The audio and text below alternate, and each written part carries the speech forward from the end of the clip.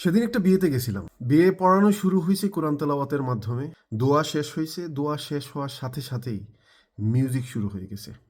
Loud music, very loud. এখন তো আসলে বিয়ে না, সাংস্কৃতিক অনুষ্ঠানও শুরু হয় কোরআন তেলাওয়াতের মাধ্যমে।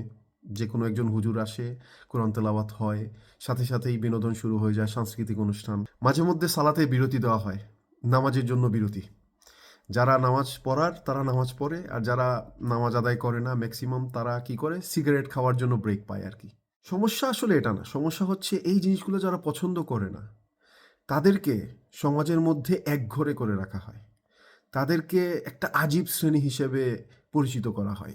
এরা আসলে আজীব, এরা সমাজের সাথে মিশতে পারে না। একটু ভালো করে চিন্তা করে দেখেন, এই যে আমরা মুসলিমরা এতটা অপমানিত হচ্ছি, লাঞ্ছিত হচ্ছি, যেদিকে তাকান সেদিকেই আমরা পদদলিত হচ্ছি, এই সিচুয়েশনে পড়ার জন্য কি আমরা দায়ী নই?